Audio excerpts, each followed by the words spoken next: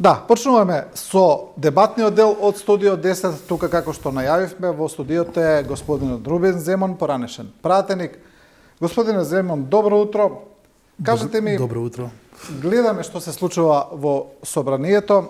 Со вчерашното излегување во јавност на пратеникот Кастриот Реджепи, сосема известно е дека власта и опозицијата имаат сооднос на силите во собранието 60-60.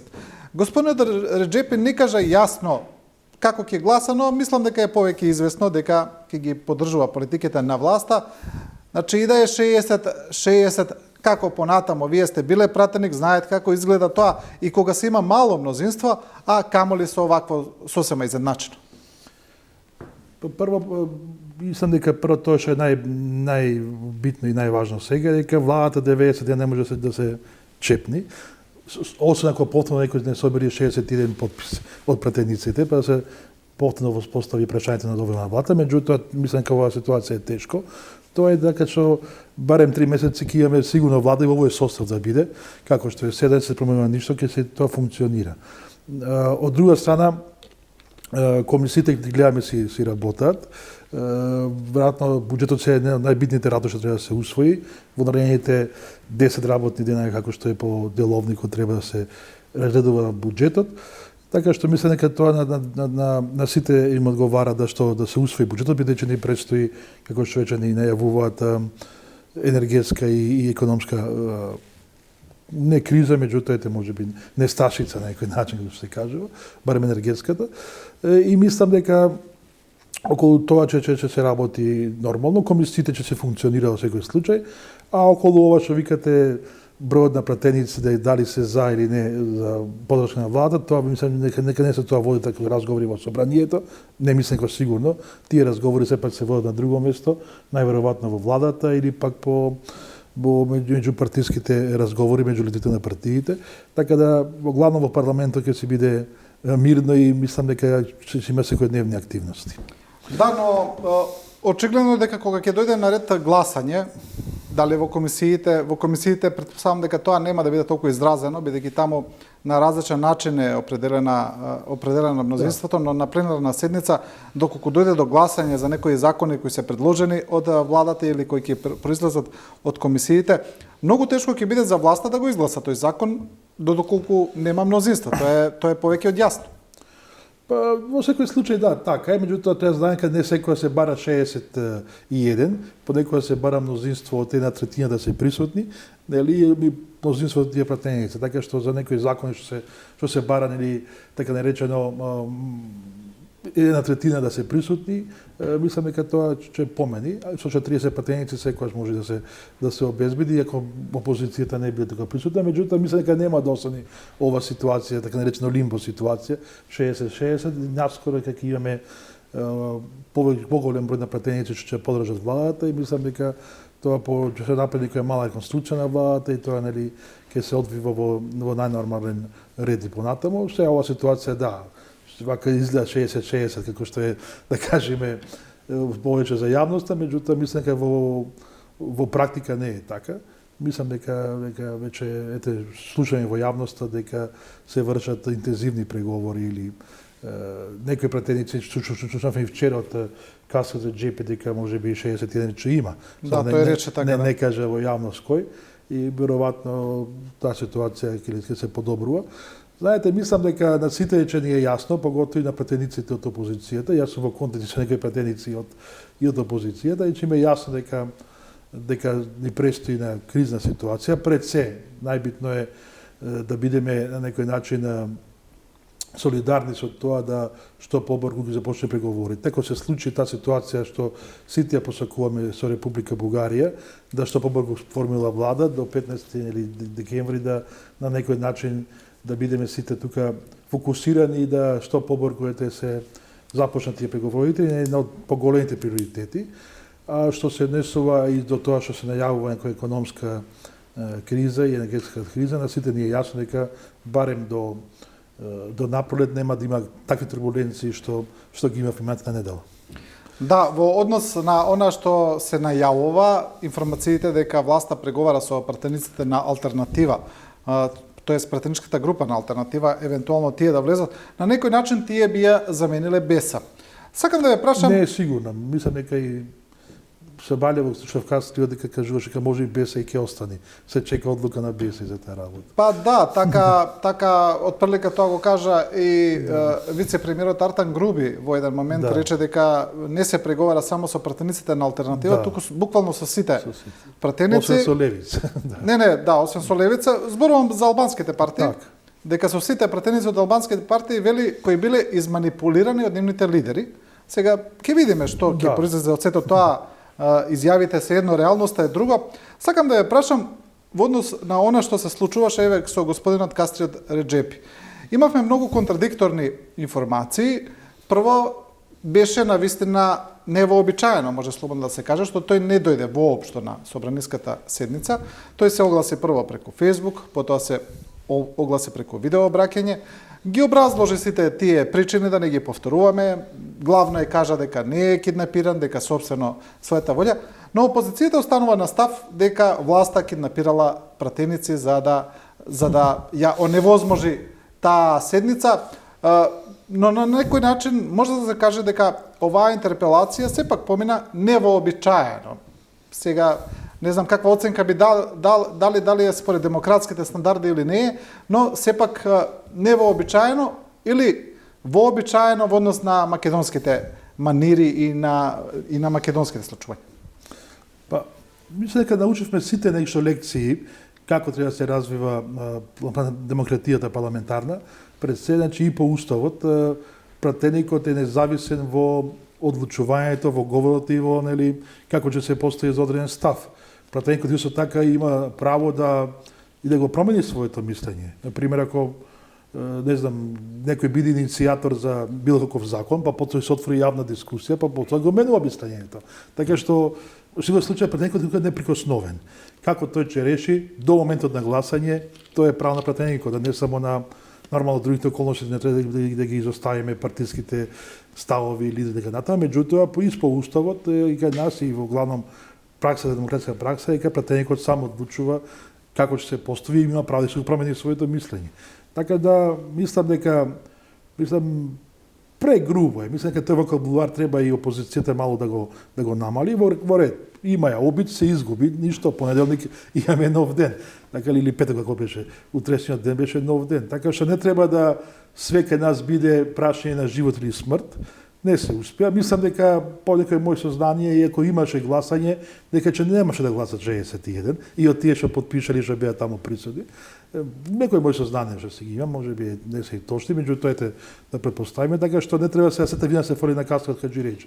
На крај на крајшта каква е таа опозициона партија ако преходно ги обезбедила сите логистички работи за тој чекор.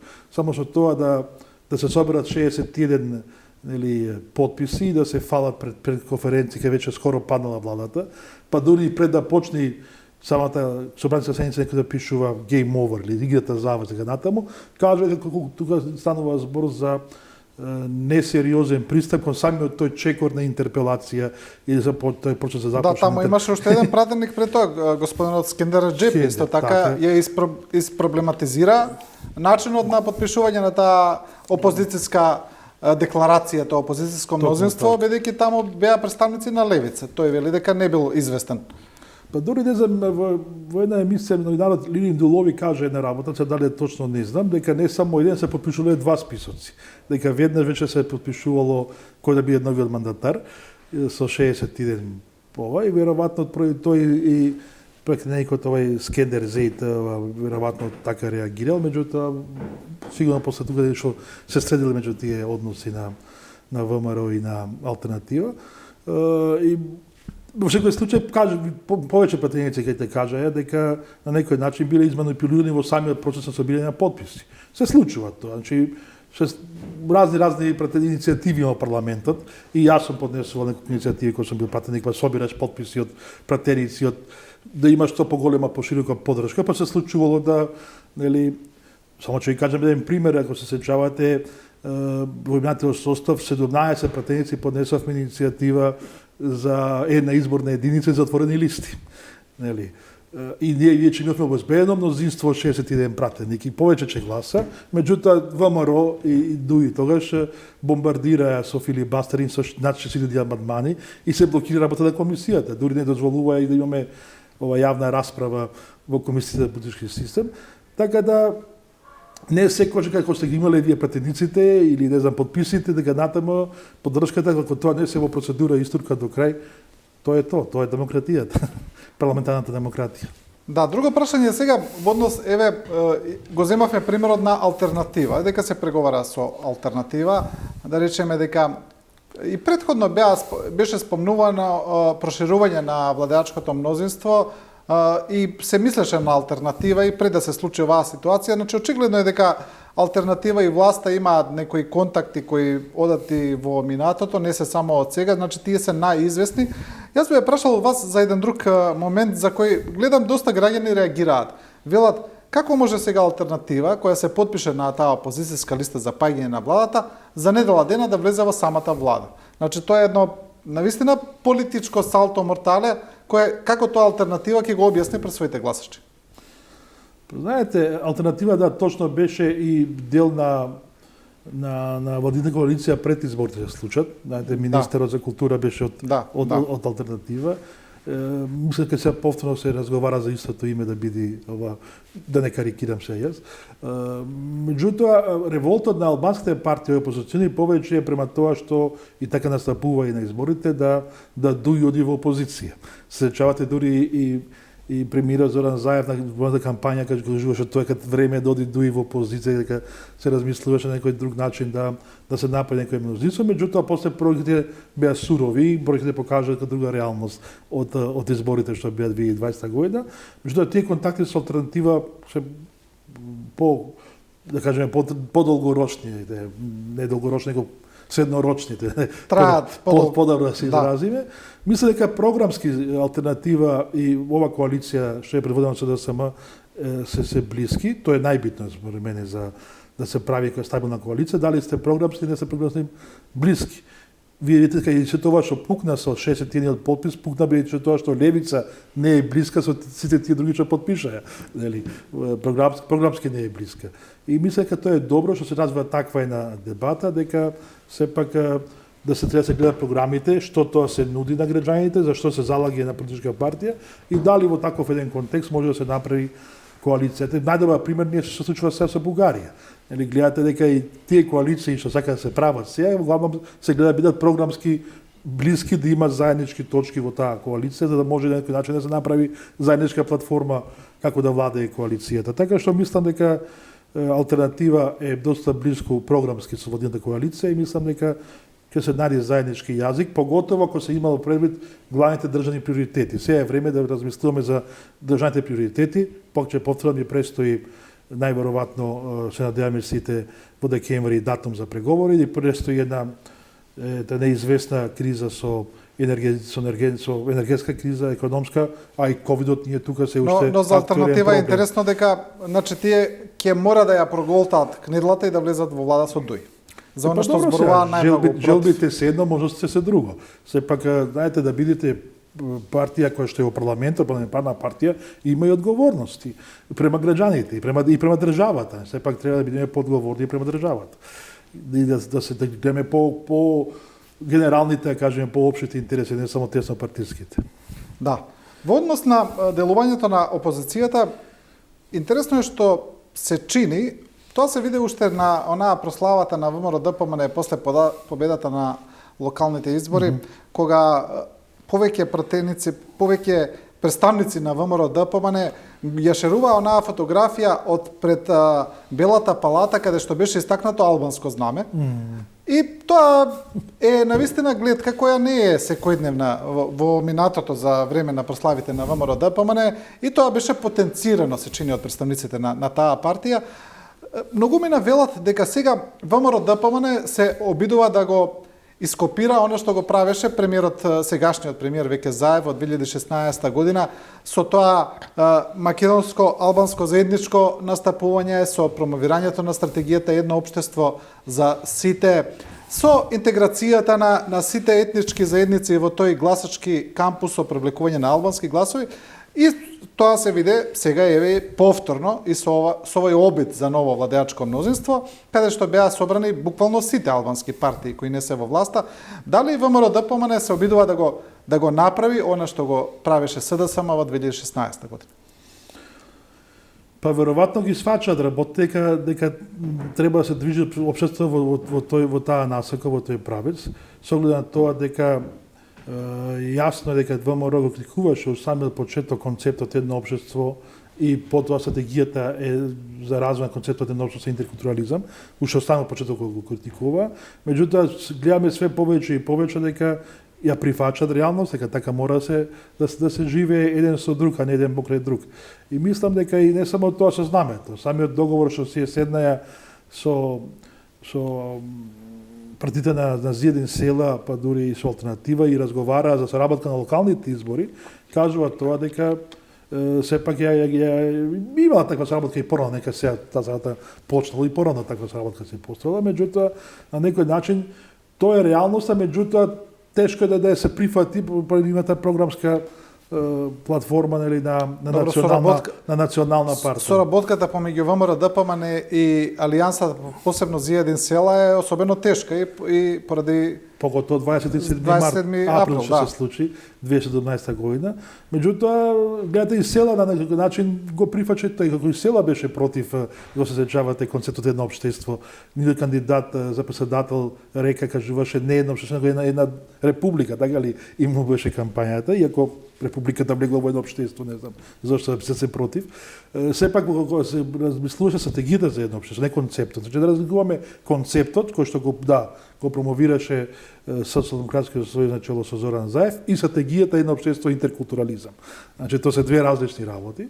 Стратегијата нормално има свој акционен план, се во декември ќе имаме ова евалуација средба да видиме до каде што како се развива, а концептот како концепт е скоро прифатен. Да не забораваме дека и Европската унија и западноевропските земји и цивилизација го прифаќаат како еден од добрите концепти да Македонија успее да се интегрира побрзо во Европската унија. И не нели што се вика без потребно на Зоран Заев или фондацијата Филип Хеберт лани му е даде наградата токму за концептот стратегијата едно општество за сите. Така што горе долу тоа е реалноста. Сега ова што прашувате вие, тие може повеќе од лукративни причините, може не бил ни албанец тој што го носил знамето таму, или меѓутоа се било знаете, меѓутоа битна е иконографијата. Меѓутоа тоа што јас приметувам во последно време и во ВМРО, меѓутоа за жал се случи тоа и со владата, што ја формираше втората влада на Зоран Заев, сепак тоа пак оди низ некоја биетничка призма. Нели едно општество за сите подразбира многу различности, не само да размислуваме биполарно, бинационално. Вие видовме дека од коалиција... Мислите се сведува само на македонци и албанци? Па видите го составот парламентарен што го има ВМРО коалицијата. Дека таа коалиција широка, има многу од сите заедници. Покрај македонци само Стоилковиќ од српската заедница е, да кажеме, од немакедонската, а од другите партии, турска, не знам, ромска, никој не е пратник во собранието. Гледате, за разлика од ова што го имаме кај СДСМ и коалицијата, имаме барем овие заедници што се преименувани во преамбулата на Уставот, иако имаме забелешки ние, покото ја таму припаѓам, од тие останатите, треба и на некој начин и тие да учествуваат во власта, во јавниот живот, така натаму.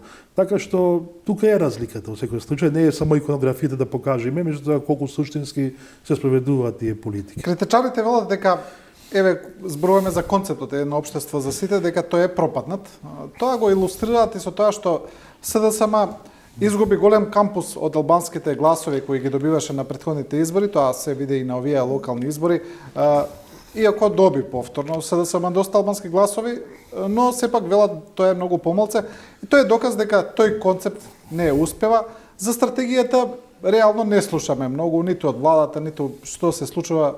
Рече си јавноста не знае ништо за таа стратегија. Викате Алџовски Роберт да ви каже. Да. Но нема никакви активности, не ги гледаме. Добро, во ред, но план се тера по планот, тоа е сепак во институцијата. Но тоа е друго. Еве зборуваме за концептот. Критичарите велат дека тој концепт на Зоран Заев не успеа и доказ е еве ова што го кажав. Па пак ќе кажам, тие уште од самиот почеток го критикуваат тоа, не е дека сега е нешто тоа ново, од самиот почеток критикуваат концепт.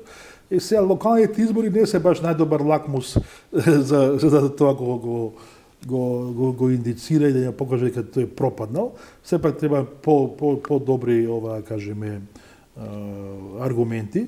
Меѓутоа, ако тоа пропаднал, тоа ќе се даде алтернатива тие што критикуваат. Бидејќи што е алтернатива на тоа? Поделено општество ли? Што е? Значи едно општество е антипод на поделеното општество.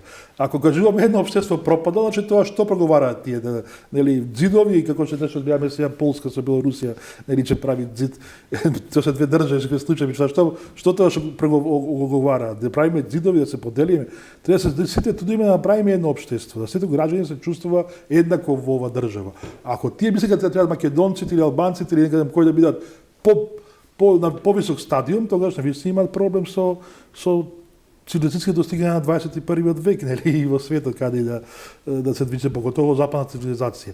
Така што не мислам дека е тоа проблем, поготово не па и локалните избори. Локалните избори сепак, ако гледаме советничките листи, повторно истата ситуација горе-долу пресликана, со различностите, да кажеме, и уште подобро, што не се случи со локалните избори за советнички листи. Видовме голем број на иницијативи, што беа граѓански независни листи, кои што добија соодветни гласови советнички места во општините. И тоа е најдобар показател, можеби, како контраргумент на тоа што кажуваат овие што ги вие наведувате, а тоа се на друго е градоначалници. Градоначалници сепак се гласа за личност, не се гласа за идеи и платформи од, да кажеме, како што е за советничките листи. Така што мислам дека барем јас ова што кажува сликата од советничките листи, структурата, дека тоа е деман на тоа што кажуваат. Во однос на ова најавено опозицијско мнозинство кога беа објавени партиите, гледаме дека владачките партии, СДСМ и ДУИ, цело време ја користат риториката дека тоа е анти-НАТО, анти-ЕУ структура, дека тие сакаат излегување од тие процеси. До душе за волја на вистината, партијата Левица на вистина се залага за излегување од НАТО, за ревидирање на многу процеси, тие се против Преспанскиот, против рамковниот договор. ВМРО ДПМН од друга страна има проблем со Преспанскиот договор, тоа не е спорно, тие отворено велат дека тој не е добар, дека не го сакаат, дека е реалност, тоа е најново сега во нивниот став, дека е реалност, но не отстапува дека доколку има можност дека би го ревидирале. Значи, постои ли навистина опасност доколку дојде некоја друга констелација на влада во земјава, навистина Македонија да скршне од тој пат, бидејќи земјава е целосно интегрирана во НАТО, тоа е веќе завршена работа, но постои ли можност да се случи девијација од тие процеси? Видите, за Преспанскиот договор тоа сепак станува збор за меѓудржавен договор и меѓународен, бидејќи тука беа подпишани и Метју Нимица и видовме и Могерини се подпиша. И под покровителство на Обединетите нации. И така што за такво нешто да промена сепак треба да се направат лоби или потреси можеби во Обединетите нации или во Европската унија. Што мислиме е тешко, кога од тоа се откаже Мицотакис, кој што беше уште поголем противник на Преспанскиот договор и веднаш нели што се калена на брашно, мислам дека нема таква сила во моментов. Прво, второ, мислам дека тешко ќе се обезбеди двотретинско мнозинство за гласање во македонскиот парламент да се тоа промени. Така што тоа е чисто, да кажеме, вординг или маркетинг што тие го користат да го задоволат гневот на граѓаните, и граѓаните се гневни, па и тоа не знам од кои причини. Мислам, јасно кои причини беше спинувана сета таа работа од опозицијата, во тоа кога се правеше Преспанскиот договор и народот е гневен. Иако според мене ја гласав тогаш за тоа, според мене не се промени ништо во идентитетот, само се направи едно пресликување на географската реалност што постои. Македонија не се само овие 32% територија што ние како држава имаме, него Македонија е, како се знаеме, многу поголема, 51% во денеса Грција и овој дел е северниот дел на таа географска, да кажеме, целост Македонија. Така што за мене е само чисто се додаде, не се направи промена, него се направи на некој начин дополнување на уставот со додавање на како не кажуваат придавка, кажуваме географска прецизност.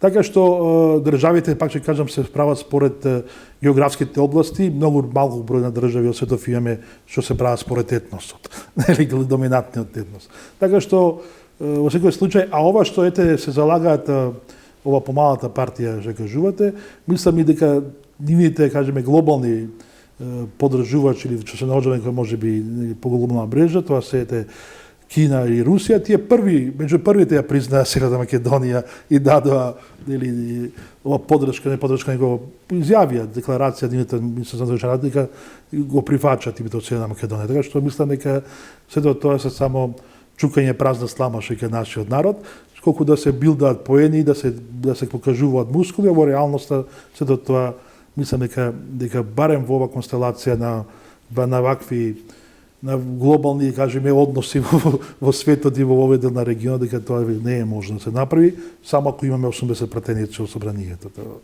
не е можно. И за крај уште едно прашање поврзано со оваа тема. Гледаме дека во соседна Бугарија победи партија која прв пат се појавува на избори, стана прва партија во Бугарија и веднаш тие најавуваат и нов начин на односите со Македонија. Велат дека треба нов пристап. Тоа од представниците на нашата држава беше оценето како добро, како позитивно. Министерката Радмила Шекеринска рече дека тоа може да биде пресврт во македонско-бугарските односи. Гледате ли вие на тоа доколку сега се состави конечно влада во Бугарија после овие избори? Дали мислите вие дека навистина во декември може да се случи тој пробив за кој се повеќе се зборува и за кој се зборува дека ќе биде под еден силен американски притисок за конечно да се постигне договор помеѓу двете земји? Па ова што кажавте, последната би го ставил прва. Значи, се чувате некаде пред неколку месеци, не знам кога точно, американската администрација излезе со став дека треба да се реши конечно прашањето на Македонија и спорот со Бугарија и дека држави ќе земат по активно учество во решање на проблема, така ли како беше изјавата пред неколку месеци и мисля дека тоа е се тоа последица на тоа. Двајцата што се лидери на партијата, како се продолжуваме се промени, така ли сега партијата, сепак гледаме дека тие се школувани во Хардвард, школувани се во Соединетите американски држави и сепак се лица кои што се под некој начин големо влијание, да не кажам можеби и луѓе што подржуваат американската политика во новиот регион. Знаете, треба да гледаме работа повторно малку поглобално.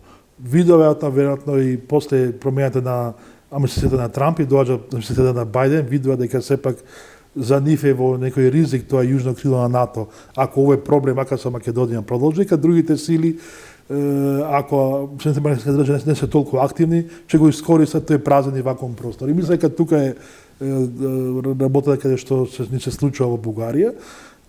Тоа што кажете за неколку месеци нова партија се јави и веднаш добива мнозинство не мнозинство, него најголем број на пратеници. Да.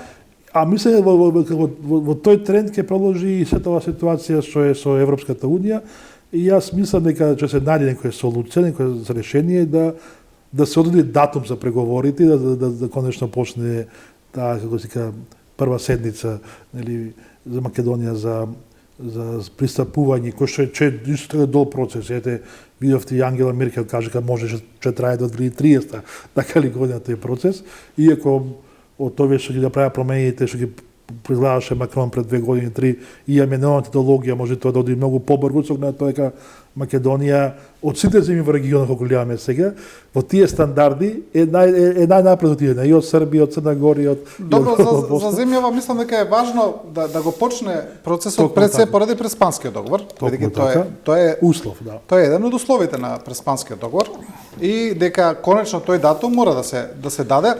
Дали така гледате и на таа интересна посета на холандскиот премиер Марк Руте пред локалните избори, значи среде кампања дојде во земјава. Знаеме дека сега дојде пред гласањето во парламентот. Во средата беше. Марк Руте беше, но тој беше холандскиот премиер, но тој беше месечини пред вториот круг од локалните избори. Не сега пред да се гласува парламентот, во средата дојде. Четврток беше во парламентот и дојде во средата, или вторник. Добро, можеби е така, да, навистина. Дали таа негова посета која помина без некакви официјални изјави, без пресконференција, беше така опишана дека тој дојде тука да пренесе некаква порака која е поврзана со Бугарија и според тие неофицијални информации кои излегоа дека тој кажал навистина дека навистина силно се работи да се добие датум во декември. Значи, треба да знаеме уште еден факт, дека пред да дојдам Македонија беше во Албанија, во Тирана. Да. Нели, кај Edi Rama, така што веројатно посетата му била регионална, не е наменски, како што се каже, наменски баш за Кастриот, нели, бидејќи тој поврза холандската амбасада, Реджепи, значи неговата посета била претходно планирана, веројатно поради тоа што Холандија Но може да се стави во контекст дека двете земји се тие кои очекуваат Токму почеток така. на преговори. А Холандија беше една од главните кочничари, нели, Да. заедно со Данска, со Франција за започнување, со за проширување воопшто на Европската унија со земјите од Западен Балкан. И мислам дека сега веројатно треба да се гледа и таа димензија дека Велика Британија со Брекзитот излегуваат и кажуваат дека голем број на ингеренции, односно на таа улога што имаше Британија преземува Холандија во лидерството, да кажеме, на Европската унија и треба да се гледа во тој контекст. Веројатно тука се движат некои релации и мислам дека Холандија, ако прилично омекне, а гледаме дека Руте тај изјава што ја даде прилично дека омекнувачка за нашата земја и за Албанија, видовме дека Макрон прилично е омекнат во неговите стави, иако тој има избори ината година, прилично се омекнат и мислам дека во еден таков амбиент, ете и самиот Кастриот Реджепи кажа, тоа било можеби пресудните улоги што пресудните аргументи што решил да не се појави на таа седница, да не се запри од нас сега патот према европските интеграции. И мислам дека во тој контекст да се гледа и таа посета на Руте во нашата земја. Нормално дека дипломатската иницијатива е прилично голема. Видовме изјавата на Бојко Борисов пред изборите. Да, и самиот кажа дека Бугарија е под голем притисок, а така нешто кажа че и Румен Радев која беше во Блед. Да. Така ли? Дека Бугарија е под голем притисок веројатно на Европската унија, а поготово ако се тоа што кажа Борисов им се запрат тие структурни фондови што ги има Европската унија, тоаш Бугарија паѓа во една невидена криза, не само политичка, него и економска. Така што јасно дека стратешките определби на Европската унија и на се држави дека Западен Балкан, поготово Македонија, Албанија треба што побрзо се интегрираат во Европската унија и дека на крајот на криштата ние сме дел на таа западна цивилизација, ако гледаме по-историски и по-глобално. Не знам ако сте читали таа книга на Хантингтон, Самуел Хантингтон, Судир на цивилизациите, нели, на овој дел секогаш било на границата меѓу тие две цивилизации, западната и источната, меѓутоа тие се решени да конечно биеме дел и тој наша желба се разбира на таа западна цивилизација. Да преминеме на западната страна. Господине Земон, ви благодарам за гостувањето. Благодарам на вас, беше задоволство. Да, ова беше поранешниот пратеник Рубин Земон во Студио 10. Продолжуваме со емисијата, правиме кратка пауза за реклами и потоа следи разговор со професорот Атанас Козарев.